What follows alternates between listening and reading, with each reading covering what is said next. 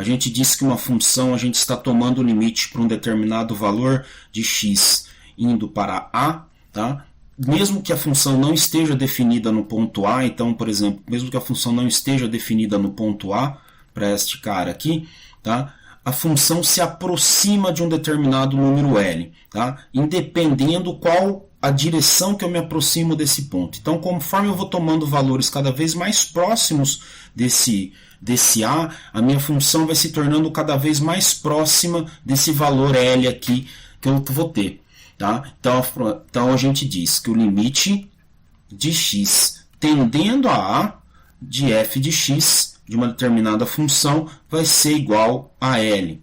Então, olhando aqui, o que a gente vai ter? No y a gente vai ter o L, mesmo que a função não esteja definida, então a bolinha aberta aqui, por exemplo, nesse exemplo, né? Mesmo que a função não esteja definida no A, a gente tem, conforme eu vou me aproximando de o A, e aqui não me importa, os valores vão ficando cada vez mais próximos da minha função do A, essa função vai se tornando cada vez mais próxima de L. Tá? Então a gente diz que a função tendendo a A é igual a L. Tá?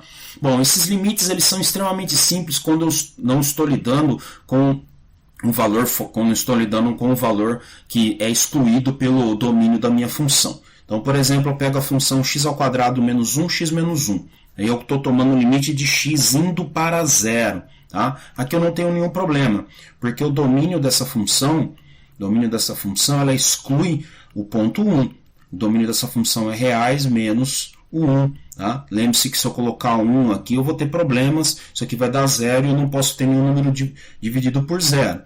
Então, aqui nesse caso, o limite de x tendendo a 0, tá? X tendendo a 0 de x ao quadrado menos 1 sobre x menos 1 vai me dar exatamente a função calculada no ponto 0, tá? Que é o que está sendo pedido. Por que eu não tenho nenhum problema? Então, isso aqui vai dar 0 ao quadrado menos 1, tá? 0 menos 1, então isso aqui vai me dar igual a 1. Então isso é simplesmente o limite aqui, nesse caso, em que eu não tenho nenhum problema aqui com o numerador, nenhum problema de existência da minha função no ponto, vai ser simplesmente a função calculada no ponto. No entanto, notem que agora eu tenho problemas. Quando eu estou fazendo o limite de x tendendo a 1, tá? Lembre-se que é x tendendo a 1, não é x igual a 1. Em x tendendo a 1, eu estou lidando justamente com o ponto onde a função não é definida. Tá? Mas observem que, nesse caso aqui, eu estou obtendo o que a gente chama de uma indeterminação. O que é uma indeterminação? Se eu colocasse aqui, ingenuamente colocasse o valor de x igual a 1, no numerador eu teria uma coisa que é igual a 0, e aqui eu teria 0 também. Uma indeterminação, às vezes, ela pode ser retirada da minha função. Tá? Eu posso determinar. Como que eu posso ver isso? Deixando a indeterminação explícita. Tá? Então, nesse caso, parece aqui óbvio que o x que uma das raízes do numerador e do denominador é x igual a 1. Então, eu vou deixar explícita essa indeterminação. Então, ainda dentro do processo do limite, eu vou ter o limite de x tendendo a 1. Tá? Bom, x ao quadrado menos 1, pelas regras de fatoração, a gente sabe que é x mais 1, tá? X mais 1, x menos 1, tá? E aqui a gente tem o numerador, o denominador, né, que é x menos 1, tá? Bom, o que a gente já vê aqui? A gente vê que aquele valor de 0 que está no numerador é exatamente devido à existência desse cara aqui. E aqui também eu tenho que, se eu colocar x igual a 1, eu estou colocando um número que vai ser 0. Mas observe que o processo do limite é tomar números que são próximos de 0. Tá? De forma que se eu colocar aqui um número que é próximo de 1, aqui números são próximos de 1. Então se eu colocar um número que é próximo de 1 aqui, esse cara é um número próximo de 0, mas não é 0. Tá? E se eu colocar aqui um número que é próximo de 1, aqui é próximo de 0 também, mas não é 0. De forma que não estou cometendo nenhuma besteira dentro do processo de limite de cortar este termo com este termo, tá? Dentro do processo do limite, porque nenhum desses termos é 0 efetivamente, tá? Dentro do processo do limite. Então eu vou ter o limite de x tendendo a 1 de x mais 1, porque eu já cortei aqui um termo com esse. Agora, lembre-se que essa função aqui, ela não tem nenhum problema se eu colocar o x igual a 1. Isso aqui vai ser 1 mais 1, isso aqui vai ser simplesmente 2. Então, eu digo que a função não está definida, a função não existe. Então, lembre-se, não existe f de 1. Tá? Não existe o f de 1, mas a gente pode dizer que o limite de x tendendo a 1 do meu f de x, ele é igual a 2. Então, a função se aproxima do 2, mas ela não é definida no ponto x igual a 1. Outra função que acontece é a mesma coisa. Temos a raiz de x menos 1, e aqui a gente x igual a 1. E a gente tem x menos 1. Tá? Então, ingenuamente, colocando o valor de 1 aqui, o valor x igual a 1, a gente tem que, isso vai zerar o numerador e o denominador. Tá? Isso a gente tem, então, uma indeterminação. Tá? Indeterminação, que é a famosa indeterminação 0 sobre 0. Tá? Bom, então a gente tem que deixar então a gente tem que desnudar essa indeterminação. Como que a gente vai fazer isso? Tá? A gente vai, nesse caso, a gente vai fazer a racionalização, né, do numerador. Tá? Então a gente tem a raiz de x menos 1. Tá? A gente tem x menos 1. E eu vou multiplicar por um número que é 1, tá? Para que convenientemente, tá? O número vai ser raiz de x mais 1, e aqui vai ser raiz de x mais 1, tá? Porque eu não posso alterar, lembre-se que isso aqui tem que ser igual a 1, porque eu não posso alterar o valor da minha expressão. Isso aqui vai ser exatamente o número, vai ser exatamente a expressão que vai tornar possível, né? Vai tornar possível fazer o quê? Isso aqui vai tornar x menos 1, raiz de x menos 1, raiz de x mais 1, vai me dar x menos 1. Tá? Então, estou simplesmente usando o quadrado do primeiro menos o quadrado do segundo. Tá? Aqui embaixo, eu vou ter este x menos 1 aqui. Tá? Então, eu vou ter o x menos 1 aqui. E eu vou ter este valor aqui, tá? Que foi utilizado aqui, que está no denominador, raiz de x mais 1. Então, notem que de onde vem a nossa indeterminação, nosso zero dividido por zero? Vem exatamente deste cara aqui por este. Mas, de novo, a gente estava ingenuamente colocando o valor de x igual a 1 dentro da nossa expressão, que não é possível. A gente está tendendo a 1. Então, o meu x ele está tendendo a 1. Tá? Então, eles são valores próximos de 1, de forma que quando eu fazer isso aqui, isso não é zero, isso é um número muito próximo de zero, muito pequeno e próximo de zero. Então, eu posso cortar esses dois números que são diferentes de zero, que o que eu vou ter, então, vai ser o limite de x tendendo a 1, de 1 sobre a raiz de x mais 1. Lembre-se que agora eu vou ter, aqui eu não tenho nenhum problema, colocando x igual a 1, eu vou ter simplesmente 1 sobre raiz de 1 é 1, mais 1, então isso aqui vai me dar simplesmente meio, tá? Então a função não está, esta função a qual eu estou tomando o limite, ela não está definida em x igual a 1. Então, de novo, não existe, né? Não existe o meu f de 1, tá? Mas o limite, ele existe e é igual a meio. Algumas propriedades do limite que a gente vai usar para simplificar os nossos cálculos, tá? Então, o limite, se eu tiver então duas funções, f de x e g de x, tá? Então, tal que o limite de x tendendo a é L para f de x, e o limite de g de x com x tendendo a é igual a m, tá? E eu tenho uma constante c, tá? Com as duas funções definidas nas vizinhanças de A, ou seja, elas podem não estar definidas em A, como a gente viu em f de 1, por exemplo, no exemplo anterior. Não existia f de 1 para aquelas duas funções, mas muito próximo de A eu posso ter. Tá? Então, a gente tem então que se o limite de qualquer constante com x tendendo a A vai ser a própria constante. Então, por exemplo, se eu tiver um limite de x tendendo a 3 da função f de x igual a 4, por exemplo, isso aqui vai dar exatamente 4. Tá? Limite de uma constante multiplicando a função em x tendendo a A, a constante sai. Tá? Então, por exemplo, se eu estiver tirando o limite de delta x tendendo a 0, tá? De seno de x vezes seno de delta x sobre ΔX. Tá?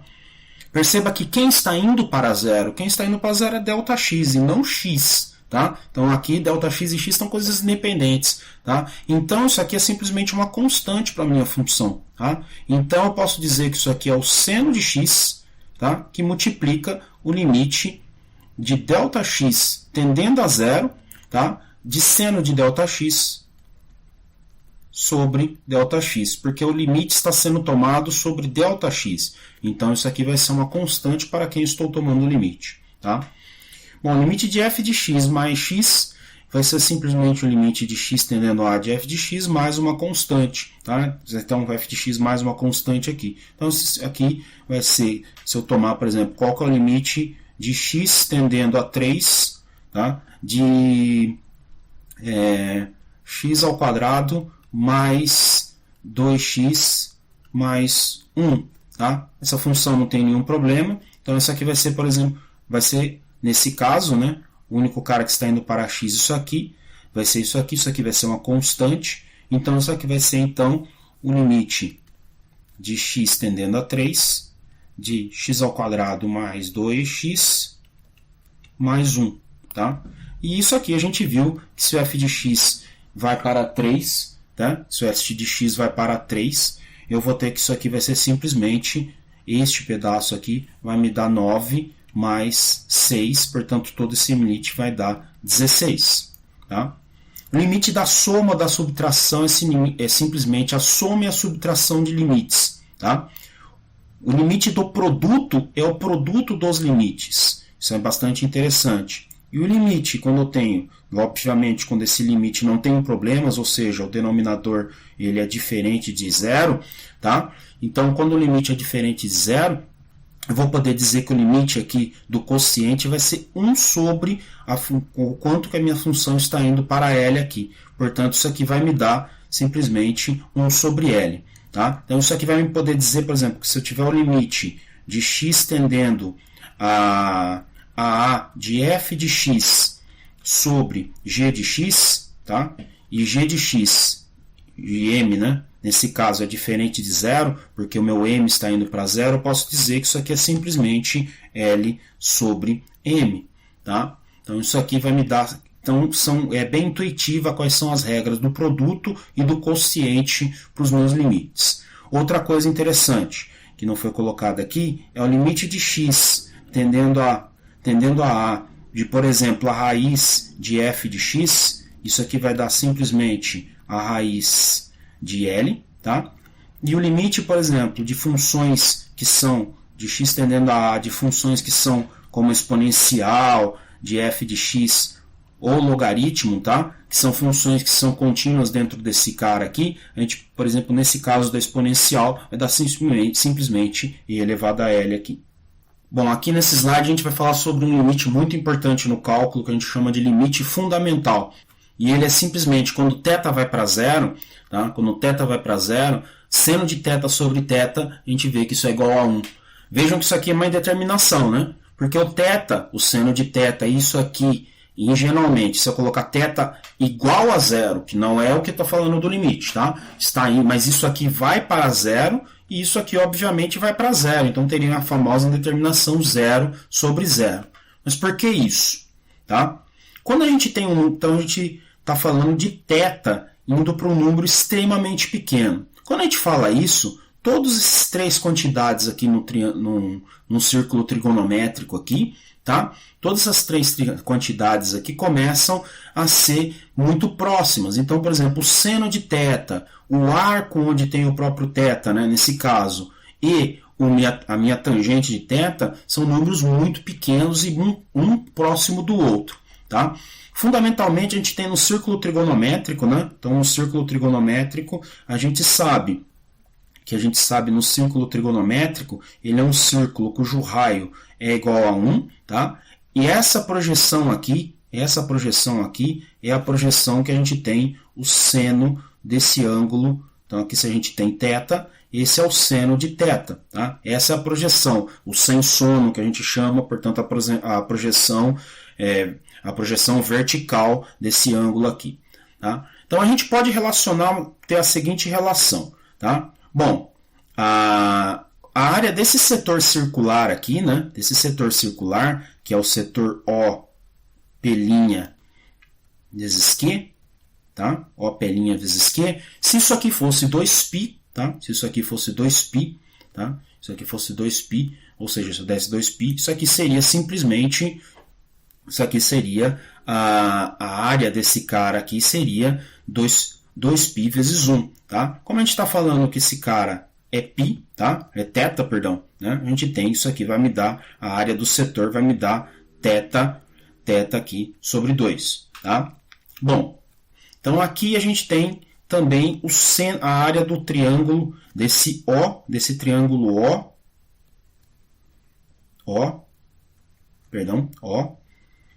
P, Q, tá? Então a área do triângulo a área desse triângulo vai ser meio, tá? Do seno de θ, a altura, seno de θ, e a base que a gente sabe que é igual a projeção aqui, que é essa projeção aqui, que a gente sabe que vai ser igual exatamente o cosseno de θ, tá? Então isso aqui vai me dar, então isso aqui é a altura desse triângulo, aqui, tá? E esse aqui vai ser a base do meu triângulo, tá? Então essa aqui vai ser a base do meu triângulo aqui.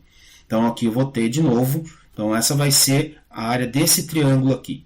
Então essa área, a área do meu setor circular está entre a área deste triângulo aqui, tá? Esse triângulo, e ela é menor que a área desse cara. Bom, isto aqui, tá? Quando eu ergo aqui, é nada mais, nada menos do que a tangente de θ, tá? A tangente de θ, tá? Então a tangente de θ aqui é a altura desse triângulo. Então eu vou ter meio, tá? Da tangente de θ vezes a base disso aqui. E a base vale 1, tá? Bom, como a tangente de θ já é seno sobre cosseno, a gente já tem então meio de seno sobre cosseno para deixar sobre todos esses, para deixar em termos de todos esses caras aqui, tá? Bom, agora a gente vai dividir todo mundo por seno de θ, meio de seno de θ. E a gente sabe que o seno de θ é diferente de zero, porque a gente está indo para o limite desse cara indo para zero. Tá? Então, se a gente dividir tudo isso aqui por meio de seno de θ, a gente vai ter, né, o cosseno de θ, tá? Menor aqui. Aqui vai me dar 1 sobre 2, perdão, né, a gente está dividindo por meio, né? Então a gente vai ter θ sobre o seno de θ, tá? E isso aqui vai ser menor do que a gente vai 1 sobre o cosseno de θ, tá? Se eu inverter esses três lados dessa desigualdade aqui, a gente vai ter então, né, 1 sobre o cosseno de θ, 1 sobre o cosseno de θ maior do que o seno de θ sobre θ, tá? Que isso é maior do que o cosseno de θ, tá? Agora, o cosseno de θ, quando ele é muito pequeno, ele é aproximadamente 1. 1 sobre o cosseno de θ vai para 1 também, tá? Então, isso aqui fica encaixotado entre dois números que vão próximos a 1, tá? Então, quando isso aqui vai próximo a 1, esse cara do meio não vai ter jeito, tá? Então, quando a gente tem o limite de θ indo para zero, tá? De seno de θ sobre θ, isso vai ser igual a 1, tá?